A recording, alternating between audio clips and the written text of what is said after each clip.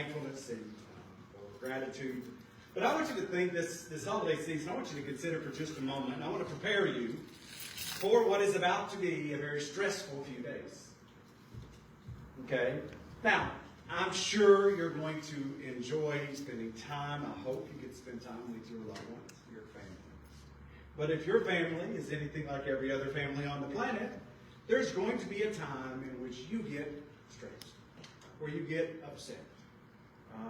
Now, some people get upset at holidays because they've lost a loved one, and they just remember back to those holidays that they got to spend with them, and they don't get to spend it with them. I know my mom is going to be sad this holiday because the kids are not going to spend time with her. Katie's got Thanksgiving, so we're doing Thanksgiving on Tuesday, and Mom and Dad can't make it down, so Mom will be sad. I'll be sad when Thanksgiving actually rolls around and neither one of my kids are there because one of them's gone to Mississippi and the other one's at work. But again, the stresses come at this time of year. Some of you will be stressed because you're running around the house and you're cooking the whole thing and you're complaining because nobody else is doing nothing. Right? That's going to happen. Okay? But I want you to consider for just a moment. And I want you to decide before the test comes. Now, this is one of the more difficult things, but I want you to prepare yourself for the upcoming challenges of life. But decisions should not be made in the moment. Every year, schools have fire drills. Why do you think they do that? Well, because you don't want somebody deciding in the moment which door you're going to take to get out of the building if there's a fire in the building. Right? Now they have active shooter drills. Right? What do you do if there's an active shooter? Why? Because they don't want people making a decision in the moment, right? And going crazy and nobody being able to make a decision in that moment. Well, it's the same thing with worship, right? Well, one of the things we're looking at with worship, when we're looking at this idea of worship, we need to decide beforehand, right? When we're going to church services, I've got my mind right, I've got everything going right. I'm giving my heart, my spirit, if you will, in the worship service. But we need to decide before the test comes, making the right decision before the trial. See, God expects obedience before the moment. Right? It's not just in the moment that a Christian is made. Christians are not made in the moment. Christians are made before the moment. And how we respond to the event that happens is a reflection of what we've done and how we've trained ourselves up to that point. Right? You can tell a child that is presented, right? We tell our kids, we have the Drug Abuse Resistance Education, the DARE program when I was in school. Right? And you're always encouraging your kids, stay away from drugs, stay away from drugs. Well, you don't know if your kid's going to stay away from drugs or not until they're operative. Right? You don't know. You hope they listen to you, but you don't know if they're going to stay away from drugs until you get in that moment. You have a belief, but you train them and you prepare them for the moment when that time comes to stay away from those things. And you hope that you've done a good job raising your children. And that when it comes to that moment, they're able to resist. And God expects obedience before the moment. In Daniel chapter 1, verse 8, Daniel proposed in his heart that he would not defile himself with that meat. Now, what does that mean? It means he thought beforehand of time. He knew what was going to happen. And he said, you know what? No matter what the king offers me, no matter the situation I find myself, I'm still going to do what God would have me do. And that was before the moment. He didn't wait till we get in the moment. The king offered him all these fancy positions or threatened him. Right? He said, no matter what happens, no matter what comes, I'm going to go ahead and make the decision before that I'm not going to do this.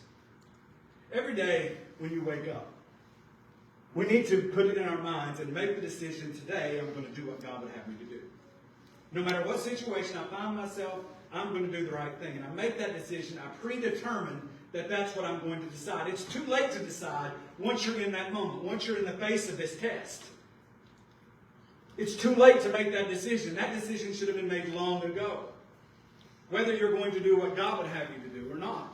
In Joshua said, choose you this day whom you are going to serve. Now, you choose today, right? And that has those implications for life. He says, you choose who you're going to serve. You can serve the God your father served on the other side of the flood. Now, his point is, all those gods are gone. They're dead. God killed them in the flood, right? And along with the worship of them. Or the God of the Amorites, whom your God just defeated. Now you're living in their land. But as for me and my house, we will serve the Lord. Again, that's a predetermined decision. He decided now, my house and I are going to serve the Lord. Doesn't matter what comes up. Doesn't matter the situation in which we find ourselves. We're going to do what God would have us to do. And we made that decision long beforehand. The 119th Psalm, the 112th verse. Notice what he said. David said, I have inclined my heart. I have inclined my heart to perform thy statutes always, even unto the end. Is that what we have decided in our hearts? Have we inclined our heart to the will of God? Have we inclined our heart to the Word of God? Have I decided a long time ago, it's not what I want, right? Galatians chapter 2, verse 20. Paul said, I'm crucified with Christ, nevertheless I live, yet not I, but Christ lives in me. And the life that I now live in the flesh, I live by the faith of the Son of God who loved me and gave himself for me. Is that my decision? Have I decided that already? And if I find myself in this situation, or whatever situation, am I going to do what God would have me do, or am I going to succumb to the pressures of whatever that's offering? Now, how does that play itself out on days like Thanksgiving? Somebody's going to make you mad on Thanksgiving. They're going to. It's almost a guarantee, unless you're by yourself, and you'll probably make yourself mad. Somebody's going to upset you. How do you handle that? Well, that's your decision you make now. It's not something you wait till in the moment, because chances are in the moment, you're going to make the wrong choice. If I wait till then, there's a chance I'm going to make the wrong choice. So I've decided no matter what happens, I'm going to stay with it. Yes, it doesn't really matter. It doesn't matter. Somebody upsets me, it's fine. It doesn't matter. Somebody says something to me, it doesn't matter.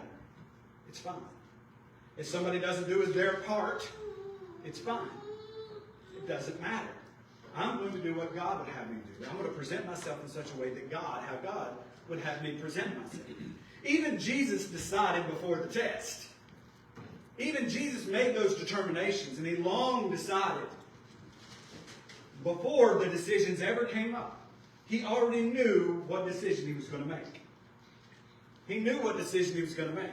I made the mistake of not researching. When I was younger, I say younger in a relative fashion, but when I was younger, I wanted a motorcycle. I wanted a motorcycle my whole life. My whole life I wanted a motorcycle. So Rebecca and I got married and we moved to Ohio. And I bought a little, just a small one to learn to ride. But then I learned to ride, and I was all right at it. So Rebecca and I decided we were going to start by the hardware shop. I had no idea what I was going to buy. No plan. I walked out of that thing with the Harley equivalent of the little bikes you right? Man, that thing was way too fast for somebody like me. And it cost way too much money. So I was paying, $500 a month in a motorcycle payment? That ought not to happen. All because I made a poor decision. I got caught in the moment. That thing looked cool. And I really wanted that. And I got it. And I regret it. And that's generally what happens when we allow the moment to dictate our decisions. I regret it. I wish I could take it back. I wish I could undo it. But you can't. But that the world may know that I love the Father. We talked about this morning. And as the Father gave me commanded, even so I do. Now you notice that. God has commanded me these things, and I do them. I know what God would have me do. And I've made the determination that I'm going to do what the Father would have me do. And that's how he lived his life. And he made that decision every single day. When he woke up in the morning, when he went to sleep at night. He made that decision. I'm going to do what the Lord would have me to do. I love the Father. Right? That's what the Bible tells us. But notice he says, arise and let us go forward. And that's what we have to think about every single day. And if you get nothing else in this lesson, don't be too excited. Is this idea, is make the determination now, whether it be stress situations, whether it be confrontational situations. Make the decisions beforehand. How do you want to handle it? If you're married, one of the things I talk about in marriage counseling is learn how to fight with your spouse. Determine then what are the rules to the argument. And set those rules before you ever get into the argument. Like when we're in an argument, we're only going to argue about the subject at hand. Right? We're not going to talk about everything that I've done in the past 15 years. Right? We're going to talk about and discuss the problem that we're having now. Right? Those are the types of things we're talking about. And we have to plan those out. And we have to understand what God would have me do in each and every one of those situations. But Jesus, he said, Father, if you be willing, remove this cup from me. Nevertheless, not my will, but thy will be done. See, Jesus had long determined before God created the world what was going to happen. He knew what was going to happen before. That's a weird term and there's no time. But God had preordained, that's what we'll say it that way, preordained what was going to happen. Jesus knew what was going to happen when he decided to take upon the mantle of man. He became a man. And he made that decision before. And I want you to consider for just a moment all the mistakes in your life that could have been fixed, that you didn't have to make if you had just considered before. If you had sat down before. If you had thought about it before. How many things would you undo right now? And again, a lot of people say, well, there's nothing I'll do. Everything I did makes it. You're lying. Stop. Stop. You're lying. That's nonsense. They say that so everybody has things that they've done in their life they wish they hadn't done. Everybody. Could those have been avoided if I had pre-thought out my behavior? If I thought, you know what, I'm not going to go there. I'm not going to do this. I'm not going to be with that person. Because I may put myself in an untenable situation. Isaiah 50, for the Lord God will help me. Therefore shall I not be confounded. Therefore have I set my face like a flint, and I know that I shall not be ashamed. And this is what I want you to understand. We have to have a pre-decided commitment to obey. I have to pre-decide my obedience to God.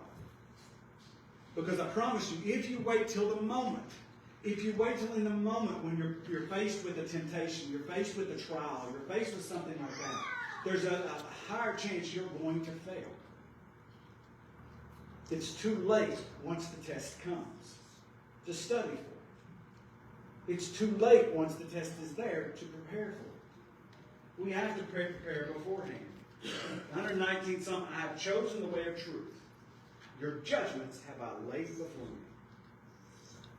Have we chosen God's way? Have I decided, you know what, I'm going to do things God's way. I'm going to prepare beforehand. Do you know how you're going to react in situations? I can tell you about how my dad will react in every single situation that comes up. And I can also tell you how my mom is going to react. Mom's going to get stressed out. And Dad's going to be like, doesn't matter. It's not that big of a deal. Relax. I know how this is going to work. I know how Luke is going to react in most situations. I know how Katie's going to react in most situations. Rebecca, she's a wild card. She's a wild card. She is a true master of the situation. She will dictate her behavior based on the differences. Keeps life interesting. But have I decided what I'm going to do? Have I decided which direction my life is going to go? I have chosen the way of truth. Job 22:28. Thou shalt also decree a thing, and it shall be established unto thee, and the light shall shine upon thy ways. God has said it. How many of y'all saw those signs that were on bumper cars a while? Bumper stickers a while back. God said it, I believe it, that settled it. How many of y'all saw those? That's garbage. God said it, that settled it. It doesn't matter what I believe about it. God said it, it settled it. And my choice is, am I going to follow it? Am I going to do what God has said? Am I going to take God's settled truth?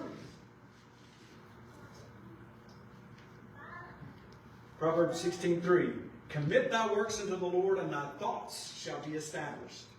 And I will say this. Your body cannot go where your mind has not already been. You don't accidentally get drunk. Unless somebody drugs you. You don't accidentally get high. You don't accidentally hit your spouse. You don't accidentally, right? None of those things are accidents. You thought about them long before. That's why God made the point. If you look upon another woman to lust after her, you've already committed adultery in your heart. That's why he said it. If you hate your brother, you've already committed murder. Why? Because the body cannot go where the mind has not already been. And you need to set your mind now to do the things of God. And prepare yourself for eventualities. Know how you're going to respond in those situations. And I want you to consider that. This morning, you have a decision to make. The decision is it God's way or is it my way?